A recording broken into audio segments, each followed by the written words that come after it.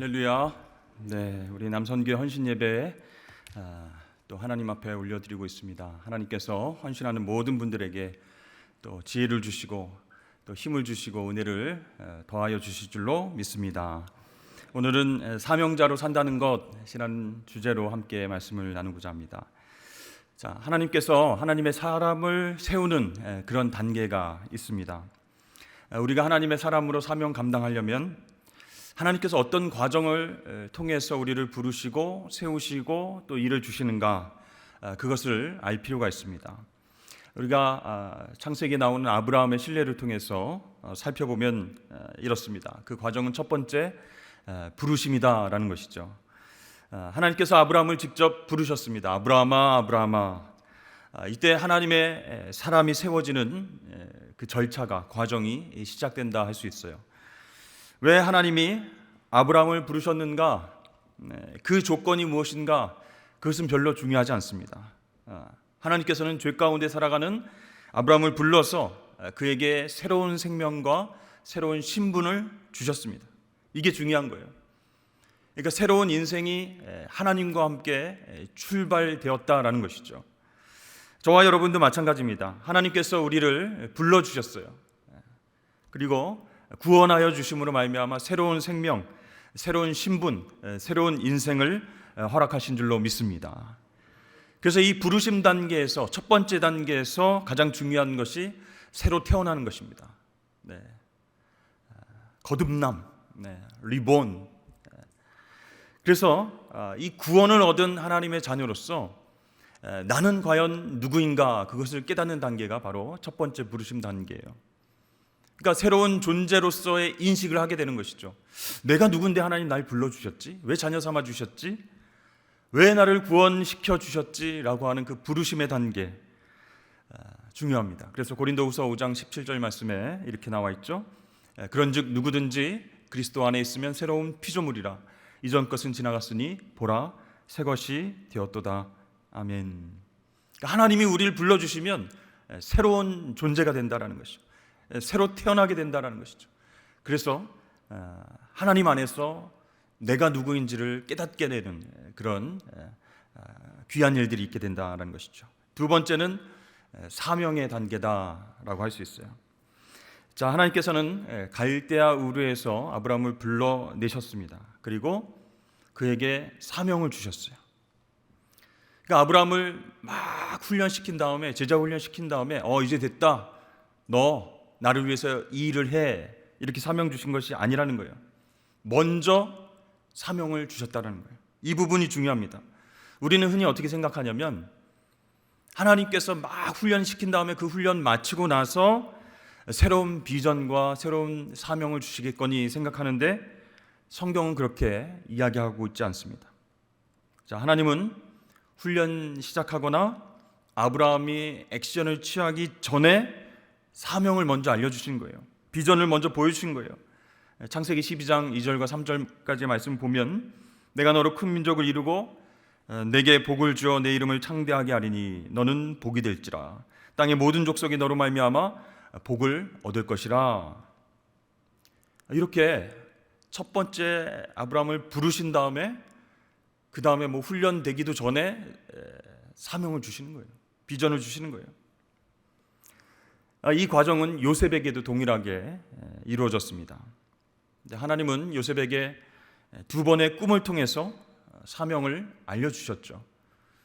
근데 아직 철이 덜 들었던 이 요셉은 그 꿈이 정말 신기하고 놀랍고, 그래서 아버지와 형들을 불편하게 하는 그런 태도로 이야기를 했습니다. 그것이 조금 안타깝긴 하지만 하나님 요셉에게 먼저 꿈을 통해서 사명을 알려주셨다. 모세도 마찬가지예요. 이렇게 지나가는데 가시떨기 나무가 불에 막 타고 있는데 없어지지 않는 거예요.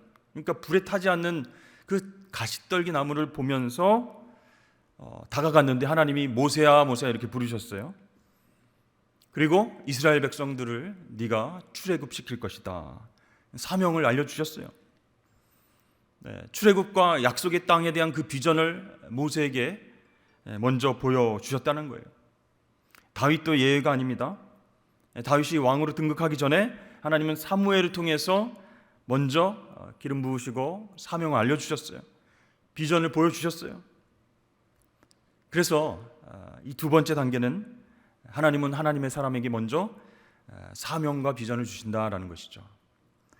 자, 세 번째는 훈련 단계입니다. 우리가 생각하기에는 훈련 받은 다음에 사명 주실 줄 알았는데 거꾸로 됐어요. 부르시고 사명을 주시고 세 번째 단계가 훈련 단계예요. 자, 이 훈련은요, 사명을 발견한 다음에 시작된다라는 것입니다. 스포츠로 예를 들자면 이렇습니다. 우리 대한민국 축구 국가대표팀 2002년도에 한일 월드컵을 주최하면서 우리가 과연 16강에 들어갈 수 있을 것인가, 뭐 이런 마음들이 있었죠. 우리가 주최하는데 좀 좋은 성적으로 좀 이렇게 국민들과 함께 기뻐하는 그런 결과가 나오면 얼마나 좋을까, 이런 생각을 하고 있었습니다. 근데 결과적으로는 여러분 2002년 월드컵 때 우리가 4강 신화를 이뤘죠. 그 결과의 중심에는 거스 히딩크라는 지도자가 있었습니다. 그러니까 한국 축구에 정말 죽어가는 한국 축구에 생기를 불어넣은 그 히딩크 감독이 있었다는 것이죠. 네, 히딩크 감독이 한국 축구 대표팀 감독직으로 처음 부임하면서 가장 먼저 했던 일이 뭐냐면 선수들의 가슴속에 새로운 사명과 비전을 불어넣어줬다라는 것이요. 훈련도 하기 전에 부임하자마자 우리는 반드시 16강 올라갈 것입니다. 그러니까 좀 저런 자신감이 다 있어. 지도자로서 그렇게 얘기할 수 있지. 그런데요, 계속 인터뷰를 할 때마다 우리는 세계를 놀라게 할 것입니다. 엄청난 기적을 일으킬 것입니다. 계속 그러는 거예요. 그러니까 오히려 선수들과 국민들이 부담스러웠습니다. 저 사람 왜 저래? 책임지지도 못할 말 하는 거 아니야? 그러니까 이 히딩크 감독은요, 부임해서 대표팀 선수들과 대한민국 국민들 가슴속에 사명과 비전을 먼저 불어넣어줬어요. 그리고 나서 그것을 현실로 만들기 위해서 그때부터 막 훈련을 시작합니다. 엄청난 훈련을 시작했어요. 체력이 좋다고 평소에 자랑했던 선수들이 다 나가 떨어졌습니다. 이 훈련은요, 굉장히 과학적이고 그리고 이제 육체적인 훈련, 피지컬 훈련을 많이 했어요. 90분 동안 사투를 벌여야 되는데 지금 체력으로는 안 된다. 아무리 기술이 있더라도 체력이 없으면 안 된다. 그래서 엄청난 이제 훈련이 시작된 거예요. 너무나 고통스러운 훈련이었습니다. 공포의 삑삑이 훈련, 여러분 아십니까? 삑하면 달려갔다가 삑하면 다시 오고 선수들이 다 그냥 쓰러졌습니다. 근데 여러분 보통 때 같으면요, 선수들이 진짜 저 감독 우리를 죽이려고 왔구나, 반발을 하거나 훈련에 문제 제기를 하거나 이래가지고 월드컵에서 성적을 내겠습니까? 다른 훈련 방식 없습니까? 이렇게 했을 텐데 한마디도 하지 않았어요. 포기하지 않고 순순히 그 훈련에 참여했습니다. 어떻게 그런 일들이 있었을까요? 이미 선수들 가슴속에는요, 위대한 비전이 새겨져 있었어요. 가슴속 깊은 곳에서 우리는 16강 이상의 성과를 낼 것이다. 세계를 깜짝 놀라게 할 것이다. 히딩크 감독과 함께라면 우리가 한번 해볼 만하다. 이런 사명감이 심겨져 있었기 때문에 엄청나게 힘든 훈련도 감당해내면서 불평불만하지 않았습니다. 그러니까 여러분, 이 사명이라고 하는 것은요, 입에 단내가 나는 그 힘든 훈련도 이겨낼 수 있는 결정적 힘이 됐다는 거예요. 그 결과 세계 많은 사람들이 깜짝 놀라게 된 4강 신화를 우리 대한민국이 이루게 됐습니다. 여러분, 이것이 사명이 먼저 심겨진 이후에 훈련해야 되는 이유입니다. 사명 때문에 막 설레면서 힘든 훈련도 감당할 수 있는 이유가 된다라는 것이에요. 여러분, 하나님은 우리를 너무나도 잘 알고 계십니다. 히딩크 감독이 우리나라 대표팀 선수들을 잘 아는 것, 국민들을 잘 아는 것, 그것과 비교되지 않을 정도로 우리를 잘 아시는 분이 있어요. 우리를 창조하셨으니까요. 아브라함과 요셉과 모세와 다윗, 수많은 하나님의 사람들이 어떻게 했습니까? 사명을 알고 난 이후에 뜨거운 가슴과 부푼 꿈을 가지고 혹독한 훈련들을 견뎌냈다라는 것이죠. 조금만 인내하면 하나님의 뜻을 이뤄낼 수 있다. 하나님 나를 통해서 위대한 구원 계획을 세우시고 비전을 심어주셨기 때문에 힘들더라도 순종해야지. 이런 과정으로 사명을 감당해 왔다라는 것이죠. 여러분, 성경에 나오는 하나님의 종들, 하나님의 사람들은요, 하나님의 사람으로서 부끄럽지 않게 사명을 감당하기 위해서 엄청난 훈련의 시간을 보냈습니다. 그래서 하나님께서 그 사람에 맞는 또 섭리하시는 그때그때마다의 훈련을 통해서 그의 인격이 다듬어지고 그의 언어가 다듬어지고 태도와 행동과 청지기 정신과 모든 것들이 하나님께 초점을 맞추는 그런 훈련을 받게 되었습니다. 그래서 그들은 긴 시간 동안 조금씩 성장했고요, 하나님의 지도자로서 쓰임을 받게 되었다라는 것입니다. 그래서 여러분, 우리가 사명을 감당할 때는요, 덜 익으면 안 돼요. 이제 푹 익어야 돼요. 사명과 비전을 품은 사람이 오랜 기간 동안 훈련을 받으면서 영성과 인격이 다듬어져 갑니다. 처음에는 하나님께 왜 그렇습니까? 이렇게 하던 사람이 아이고 하나님, 제가 순종하겠습니다, 이런 사람으로 바꿔가시는 거예요. 그렇게 하나님 사람에게는요, 영성훈련과 인격훈련이 함께 가게 되어 있다는 것이요. 근데 누구에게나 똑같이 그렇게 훈련 강도를 가시는 것이 아니고 그 사람 주어진 사명에 따라서 차이가 조금씩 난다는 것이죠. 아브라함은 어떻습니까? 믿음의 조상이 되는데 필요한 훈련을 하나님께서 시키셨죠. 요셉은요, 애굽 총리가 되어서 지도자로서 그 큰 대제국을 통치하고 이스라엘 민족을 애굽 땅에 안전하게 정착시키고 이스라엘을 잘 보호했다가 그 다음에 약속의 땅으로 내보낼 때까지 안정기를 거칠 수 있도록 훈련받았어요. 또 사무엘은 어떻습니까? 이스라엘의 선지자로서 특화된 훈련을 받았습니다. 다윗은 어떻습니까? 최고의 통일 왕국을 만들고 통치할 수 있도록 정말 힘든 훈련, 광야에서의 도망자의 훈련, 사울 왕을 죽이지 않은 그런 인내의 훈련, 선별된 훈련을 받았어요. 그래서 여러분, 사명을 위해서 주어지는 훈련은요, 각자 다른 거예요. 각자의 환경과 각자의 인생과 사명에 따라서 하나님 맞춤형으로 설계를 해놓으셨어요. 그래서 저 사람은 저런 훈련 받는데 왜 나는 이런 훈련 안 받지? 그게 아니고 하나님이 알아서 특화된 훈련을 우리에게 시키실 때가 있어요. 그래서 여러분, 그렇지만 공통적으로 뭡니까? 이 훈련은 미성숙한 우리의 인격과 영성을 성장시키신다라는 공통점이 있습니다. 그래서 처음에는 이해하지 못하고 하나님께 불평불만하고 내가 왜 이 일을 해야 됩니까? 다른 사람 찾아보십시오. 요나처럼 막 다른 곳으로 도망가고. 그러나 훈련을 잘 받게 되면 성숙한 하나님의 종으로 변화함을 받아서 이제 하나님 뜻대로 쓰임받는 훌륭한 도구가 된다는 것이죠. 그다음 네 번째 단계가 있습니다. 그것은 사명을 재인식하는 단계다라고 할 수 있어요. 이 경우에는요, 2단계 사명 단계와 중요한 차이가 있습니다. 2단계, 하나님께서 사명 주시는 그 단계에서는 그 하나님 주시는 사명을 온전하게 이해를 못하는 거예요. 왜 나한테 이런 엄청난 일을 맡기셨지? 왜 나에게 이런 일을 맡기셨지? 그래서 사명을 완수했을 때의 상태가 어떤 상태인지, 비전이 완성됐을 때의 모습이 어떤지 구체적으로 그릴 수가 없어요.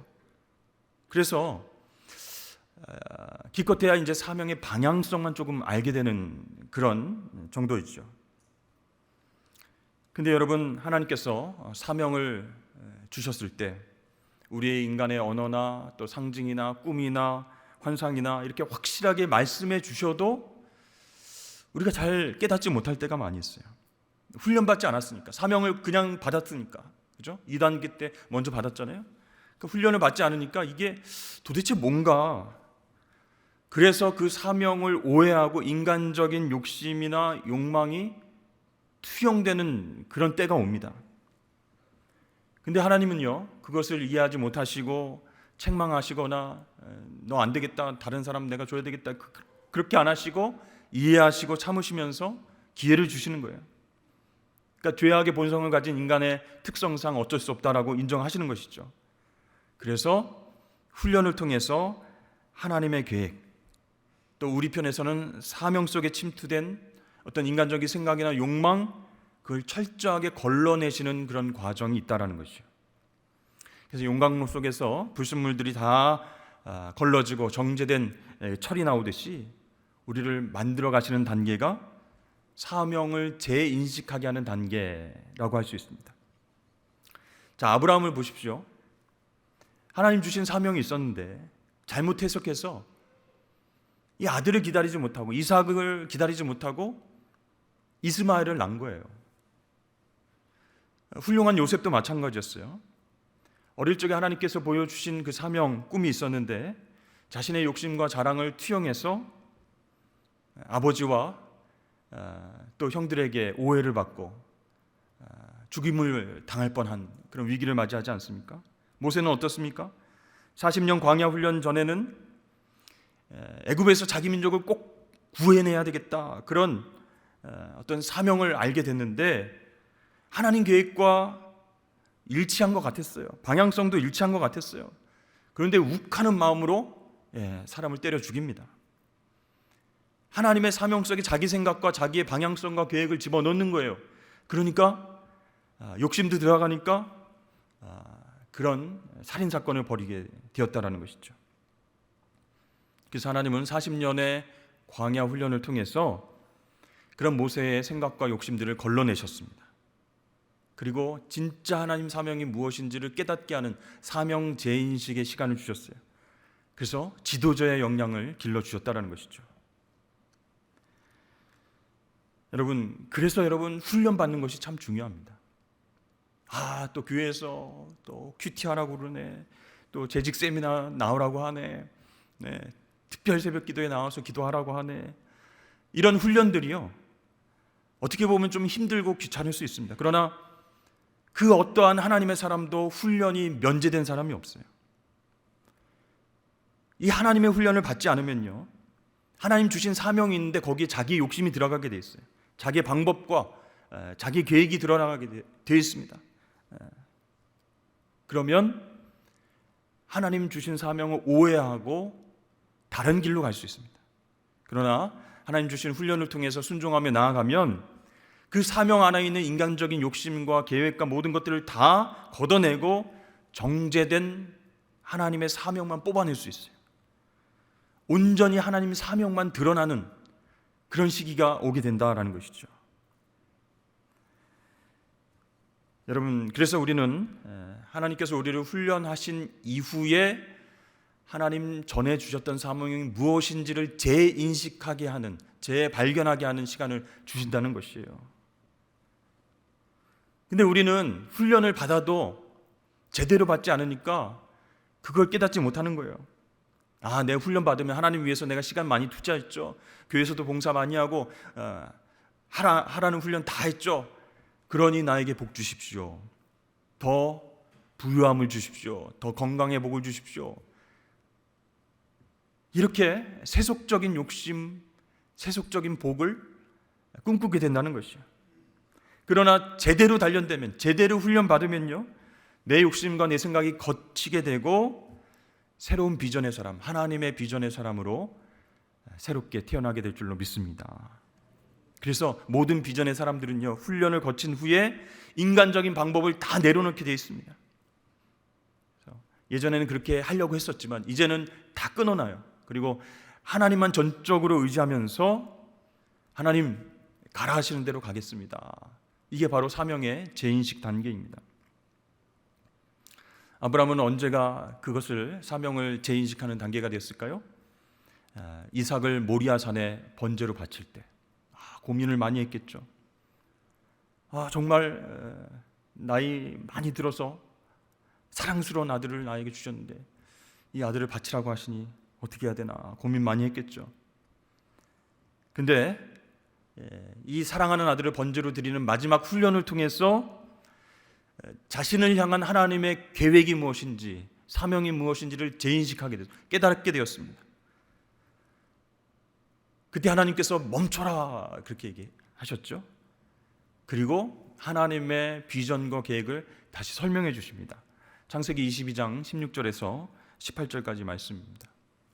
이르시되 여호와께서 이르기를 내가 나를 가리켜 맹세하노니 내가 이같이 행하여 내 아들 내 독자도 아끼지 아니하였은즉 내가 내게 큰 복을 주고 내 씨가 크게 번성하여 하늘의 별과 같고 바닷가의 모래와 같게 하리니 내 씨가 그 대적의 성문을 차지하리라. 또 내 씨로 말미암아 천하 만민이 복을 받으리니 이는 내가 나의 말을 준행하였음이니라 하셨다 하니라. 아멘. 왜 똑같은 말씀을 또 하시는가? 처음에 나타나셔서 사명 주셨는데 왜 똑같은 말씀을 주세요? 훈련을 통과했기 때문에. 하나님의 테스트를, 하나님 말씀에 온전히 순종하는 사랑하는 아들도 하나님 앞에 내어드리면 하나님께서 그 생명을 다시 살려주시겠다고 하는 믿음이 있었기 때문에 그 훈련을 통과했을 때 하나님이 다시 사명을 말씀해 주시는 거예요. 이제 됐다. 내가 너를 통해서 이루고자 하는 계획은 바로 이것이다. 너 깨달았지? 그 다음 하나님께서 하나님 세우시는 다섯 번째 단계, 바로 사명의 재생산 단계다라고 할 수 있습니다. 이 단계에는 두 가지가 일어납니다. 하나는 하나님의 사명이 완전히 성취가 되는 거예요. 하나님은 여러분에게 주신 사명을 반드시 완수하십니다. 내 때에 이루어지지 않을지라도 나와 함께한 동역자 또는 내 자녀손들을 통해서 그 사명을 분명히 이루세요. 그러니까 여러분이 완수하는 것이 아니라 하나님이 이루신다는 거예요.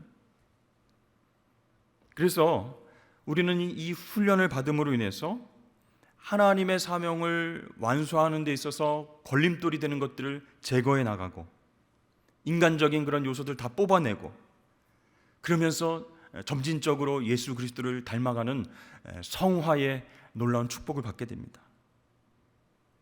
그래서요, 결과적으로는 하나님께서 약속하신 복을 다 눈으로 보진 못했지만 아브라함도 그랬죠. 자손을 많이 보게 될 것이다. 너를 통해서 자손이 하나님의 놀라운 언약의 자손 백성들이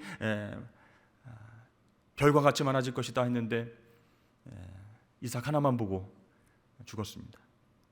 그러나 그 훈련을 통해서 하나님의 뜻과 하나님의 마음을 알아간 것이에요.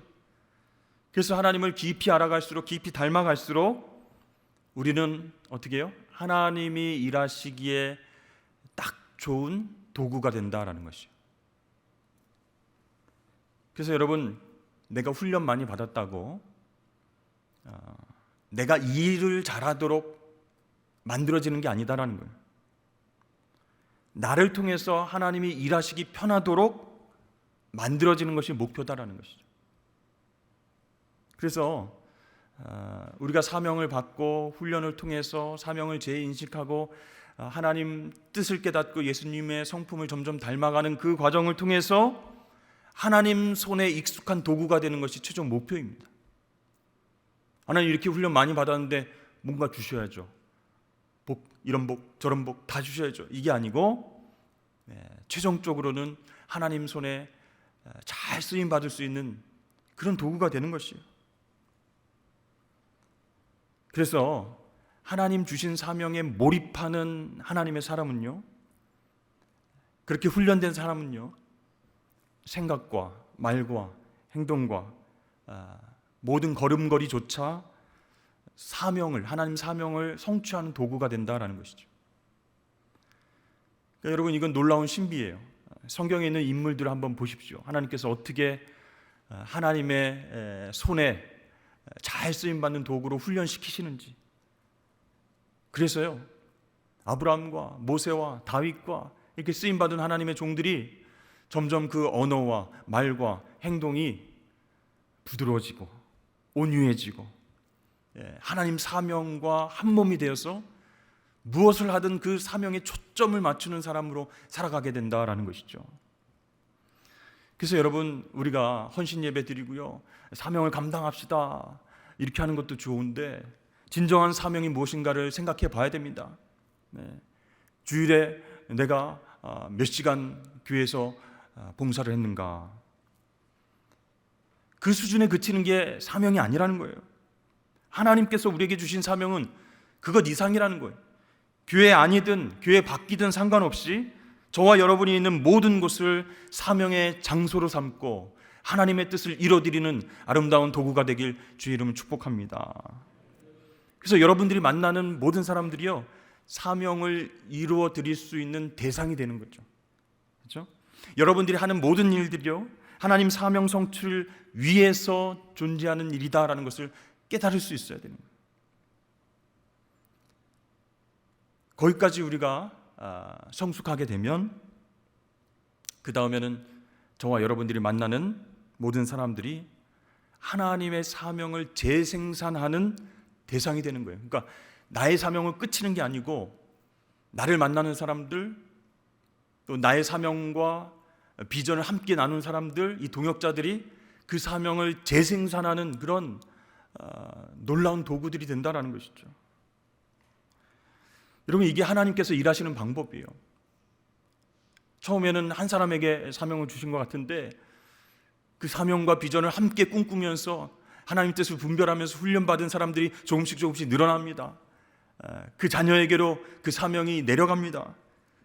그래서 하나님께서는 그 사명을 반드시 훈련된 사람들을 통해서 이루신다라는 것이죠. 그래서 여러분, 이 사명은요, 혼자만 품고 있는 게 아니에요. 혼자 이룰 수도 없습니다. 그래서 만나는 사람들, 우리 자녀들, 또 함께 기도하고 함께 동역하는 사람들과 협력해서 그 사명이 끊임없이 재생산될 수 있도록 우리는 기도하며 협력하며 그렇게 노력해야 할 줄로 믿습니다. 그래서요, 하나님께로부터 온 그 사명은요, 내 시대보다 자녀 시대, 후대로 내려갈수록 점점 더 강력해지는 것이죠. 세대를 거쳐가면서 더 강력해질 사명을 꿈꾸는 것입니다. 내 때에는 요만큼 하나님께서 나를 통해서 이루셨다면 내 자녀 세대, 다음 세대에서는 내 비전과 사명을 함께 나눴던 동역자들과 자녀들을 통해서 이만큼 더 하나님께서 이루어 가신다. 그런 꿈을 꾸면서 삶을 살아갈 수 있게 되는 것이죠. 첫 번째 부르심이요, 두 번째는 사명 주심이죠. 세 번째가 훈련입니다. 훈련을 받으면서 사명이 무엇인가, 진정한 하나님 뜻이 무엇인가 재인식하는 단계, 네 번째, 그 다음에 다섯 번째가 마지막이 사명을 재생산하는 단계다. 여러분, 그렇다면 중요한 것이 있습니다. 하나님 나에게 무슨 사명을 주셨을까요? 잘 모르겠는데요. 그냥 예배 잘 드리고 그냥 밖에 나가서는 성실하게 일하고 하나님 기뻐하시는 일 감당하다가 하나님께 돌아가는 것이 아닐까? 잘 모르겠는데요, 이렇게 하시는 분들도 있어요. 그래서 중요한 것은 하나님과 대면하는 일이에요. 하나님 만나는 일이에요. 구원받은 성도가 자기에게 주신 사명이 무엇인지 알기 위해서는 하나님을 만나야 될 것 아니겠습니까? 제가 여러분들 사명을 일일이 다 어떻게 가르쳐 드립니까? 하나님 주신 사명은 하나님 만나야 되는 거예요. 그러면 하나님과 개인적으로 대면할 수 있는 방법이 무엇일까요?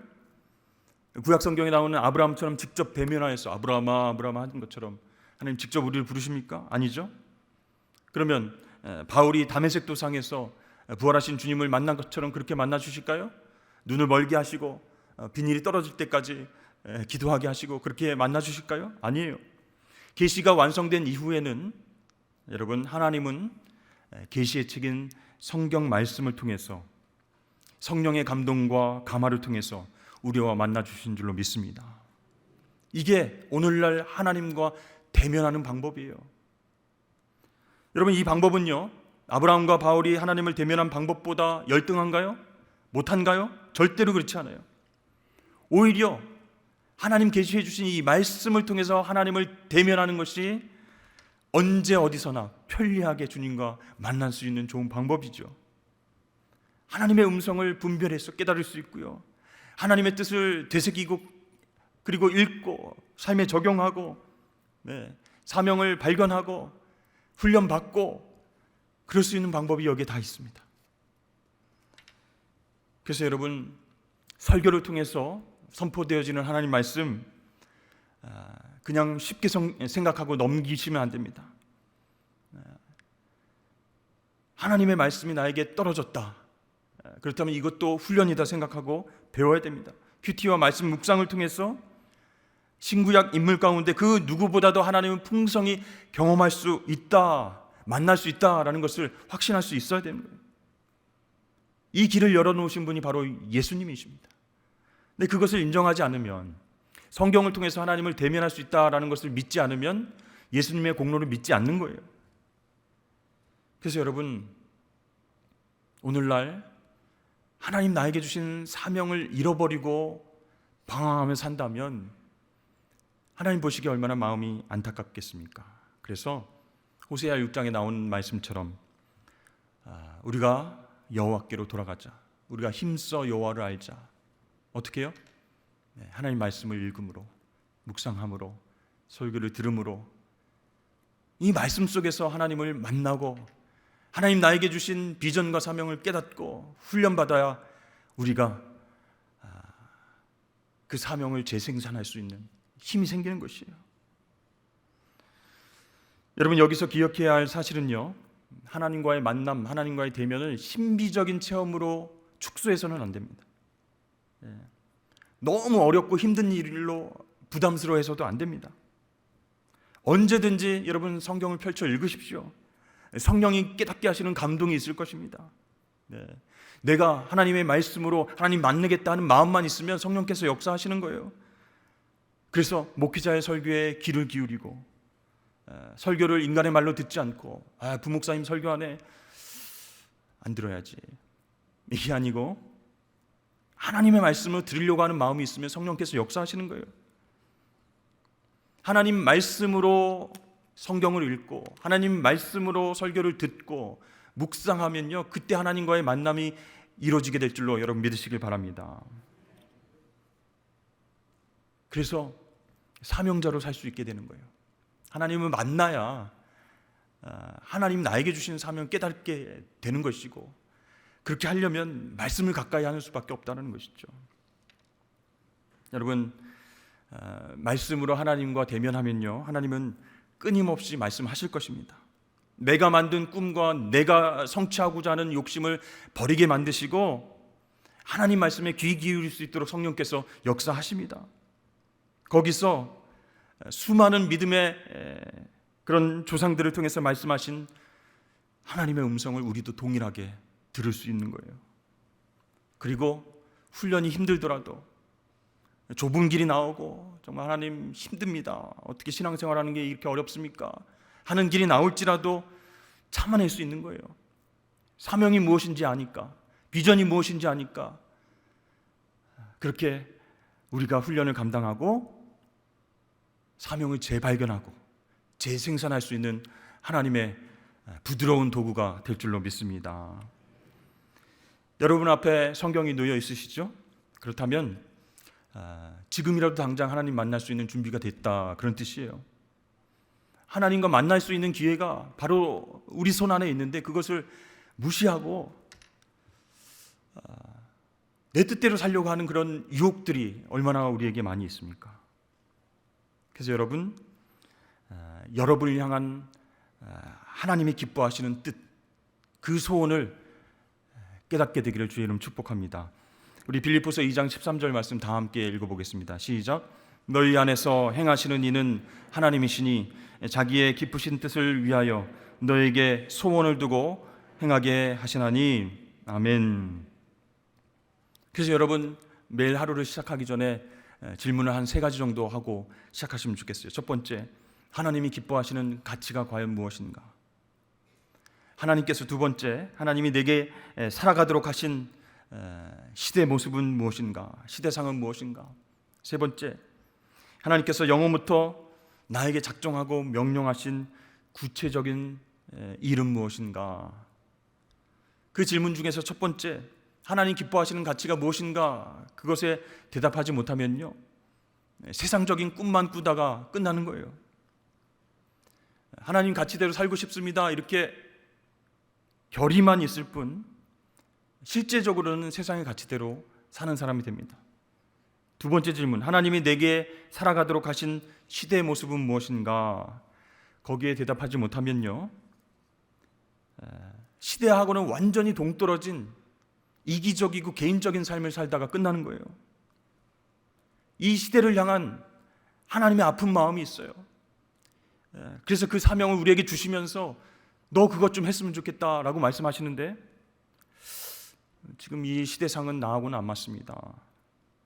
이렇게 개인적이고 이기적인, 시대하고는 세상하고는 완전 동떨어진 삶을 살다가 끝날 수 있다는 것이죠. 마지막으로, 하나님 영원부터 나에게 작정하시고 명령하신 구체적인 일이 무엇인가?